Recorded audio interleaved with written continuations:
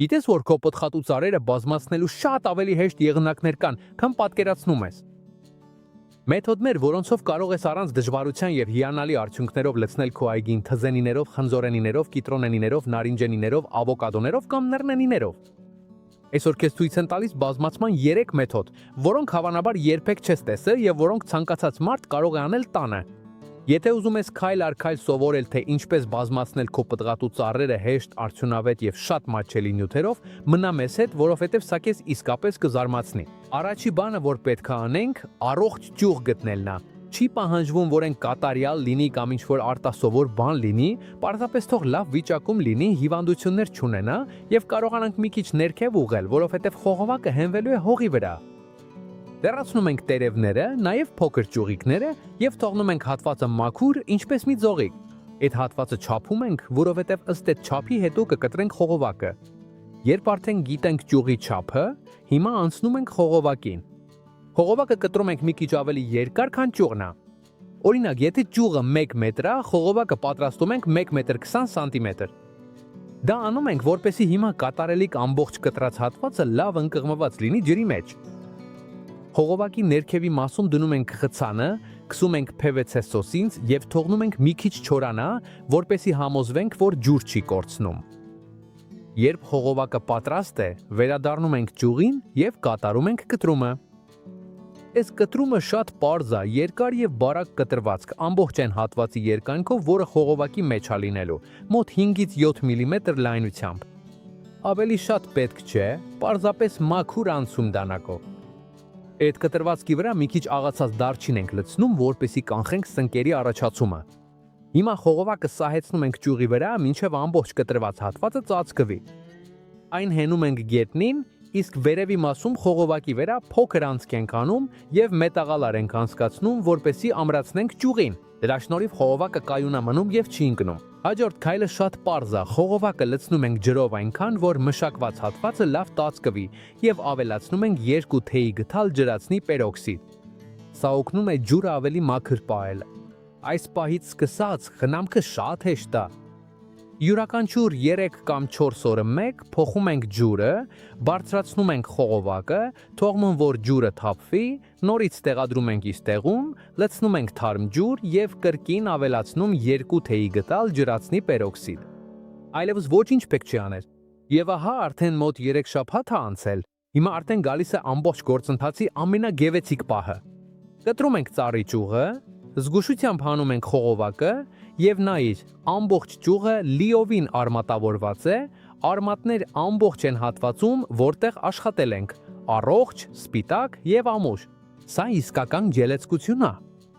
Եվ ահա այս մեթոդի մեծ առավելություններից մեկը, այս ճյուղը միայն 1 պտղատու ծառ չէ։ Հիմա կարող ենք այն բաժանել եւ այստեղից ստանալ այնքան պտղատու ծառ, որքան ուզենք։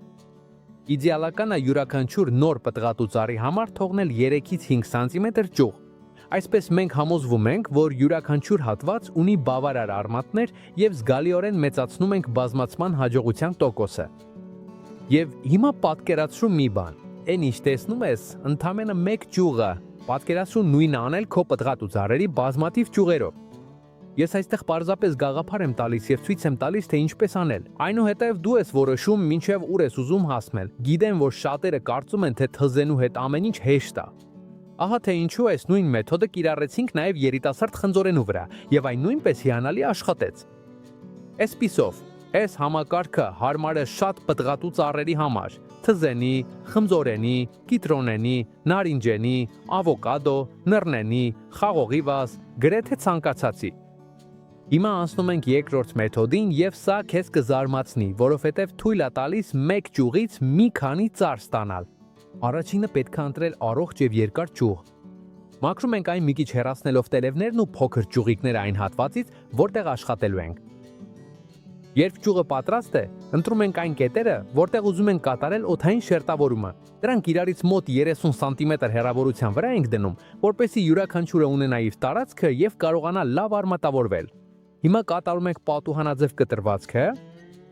Մենք չենք հեռացնում ամբողջ կեղևը, ինչպես օղակաձև շերտավորման դեպքում։ Պարզապես անում ենք մի փոքր ուղղանկյուն պատուհան, որտեղ երևում է կենդանի մասը։ Սա մաքուր վերահսկվող կտրվածք է ճիշտ այնքան, որ խթանի արմատների ձևավորումը առանց ամբողջությամբ կտրելու յուտի շրջանառությունը։ Այդ վերքի վրա կարող ենք մի քիչ ալոե վերա կամ դարչին քսել, որոնք օգնում են պաշտպանել եւ խթանել։ Հետո պատրաստում ենք տարալերը, որպեսզի ամեն ինչ լինի պարզ եւ տնտեսող, օգտագործելու ենք միանգամյա բաժակներ։ Դրանց կողքից կտրվածք ենք անում դանակով կամ մկրատով, որպեսզի կարողանանք բացել եւ տեղադրել ճյուղի շուրջը։ Նաեւ ներքևում մի փոքր անցք ենք անում, որպեսզի ջուրը դուրս գա։ Հիմա երբ արդեն 5 բաժակները պատրաստ են, դրանք ուղղակիորեն դնում ենք ճյուղի վրա հենց այն հատվածում, որտեղ վերքն ենք արել։ Դրանք տեղադրում ենք այնպես, որ մոտավորապես կայուն եւ ճիշտ կենտրոնացված լինեն պատուհանաձև կտրվածքի վրա, երբ արդեն տեղում են, պարզապես 1 ուսիչ ժապավենով կամ կապով ամրացնում ենք, որպեսզի լավ կոշտ մնան։ Սա կարևոր է, որովհետև սենց խուսափում ենք, որ բաժակը բացվի, երբ ներսում լցնենք սուբստրատը։ Հիմա արդեն ժամանակն է լցնելու տորֆը կամ հարստացված հողը։ Այն լցնում ենք աստիճանաբար եւ մեղմորեն սխմում, համոզվելով, որ վերքը ամբողջությամբ ծածկված է։ Չի պահանջվում շատ սեղմել, պարզապես այնքան, որ սուբստրատը լավ շփման մեջ լինի ճյուղի հետ։ Երբ արդեն պատուհանաձև ակոդը ճիշտ տեղադրված եւ ծածկված է, անցնում ենք ջրելուն։ Թեթևակի խոնավացնում ենք սուբստրատը։ Մի անհանգստացեք, եթե մի քիչ շատ ջուր լցնեք, որովհետև ավելցուկը առանց խնդիրների դուրս կգա ներքևի մասից եւ բաժակի կտրվածքներից։ Ջրելուց հետո ամբողջ հավաքածուն փաթաթում ենք սև պլաստիկ տոպրակով։ Լավ ծածկում ենք բոլոր պատուհանաձև օդային ակոտները, կապում ենք եւ լավ փակված թողնում։ Սա օգնում է պահպանել խոնավությունը եւ ստեղծել իդեալական միջավայր, որպեսզի արմատները դուրս գան։ Եվ հիմա արդեն մնում է սպասել։ 3-4 շաբաթ անց կախված տեսակից եւ տարվա եղանակից կսկսենք տեսնել արմատների առաջացումը։ Եք չէ սպասել, որ ամբողջությամբ լցվի, եւ տեսնում ենք, որ ակոդն արդեն արմատներ է տվել, դա ճիշտ պահն է կտրելու համար։ Կտրում ենք ամբողջ ճյուղը եւ բաժանում, այնուհետեւ յուրաքանչյուր ակոդը տեղադրում ենք իր առանձին ծաղկամանում։ Եվ այսպես, 1 ձիթենու 1 ճյուղից կարող ենք ստանալ 5 նոր ձիթենի։ Այսքան պարզ, այսքան զարմանալի է այս մեթոդը։ Եվ հիմա անցնում ենք 3-րդ մեթոդին, որը ամենահեշտերից եւ ամենահուսալիներից մեկն է ակոդը կոտրվածքով։ Հավանաբար ինչ-որ պահի տեսել եք դա, որովհետև սա ամենապարզ ակոդներից մեկն է, որ գոյություն ունի եւ աներևակայելի լավ է աշխատում։ Այս մեթոդը ենթադրում է վերցնել այն ճյուղը, որը ցանկանում եք բազմացնել կամ կլոնավորել։ Մեր դեպքում մենք դա անելու ենք նուշի ծառի հետ, բայց այս մեթոդը հիանալի աշխատում է ցանկացած պտղատու կամ դեկորատիվ ծառի համար, որը ցանկանում եք բազմացնել։ Այն ինչ մենք անելու ենք շոտ պարզ է։ Ծալում ենք ճյուղը այնքան, մինչև այն կոտրվի, բայց փորձում ենք, որ կեղևի մի մասը միացված մնա, ինչպես հիմա այստեղ ցույց եմ տալիս։ Այս կերպ մենք համոզվում ենք, որ ճյուղը ամբողջությամբ կենդանի է մնում։ Յուտը շարունակում է հոսել դեպի ճյուղի ծայրը, եւ միևնույն ժամանակ մենք ծառին ստիպում ենք հենց այդ կոտրված հատվածում արմատներ առաջացնել։ Երբ կոտրվածքը պատրաստ է, առաջինը ինչ անելու ենք, դա ալոե վերաքսելն է անմիջապես վերքի վրա։ Հետո ավելացնում ենք բնական սնկասպան, օրինակ աղացած դարչին։ Սա օգնում է տարածքը ավելի մաքուր պահել եւ զգալիորեն մեծացնում է հաջողությամբ արմատակալելու հավանականությունը։ Հիմա վերցնում ենք մի տարա, կարող է լինել բաժակ կամ նման մի բան, եւ լցնում ենք տորֆով կամ այնպիսի սուբստրատով, որը լավ է պահպանում խոնավությունը։ Նախքան տեղադրելը տարայի վրա կտրվածք ենք անում, որպեսզի կարողանանք բացել եւ լավ հարմարեցնել ճյուղին։ Սա կարևոր է, որպեսզի այն լավ ամրացվի։ Տարան դնում ենք անմիջապես վերքի վրա, փակում ենք եւ լավ կապում, լինի դա պլաստիկ կապիչով, թե որևէ այլ ամրացնողով, համոզվելով, որ այն չի շարժվում։ Շատ կարևոր է, որ տարան ամուր մնա։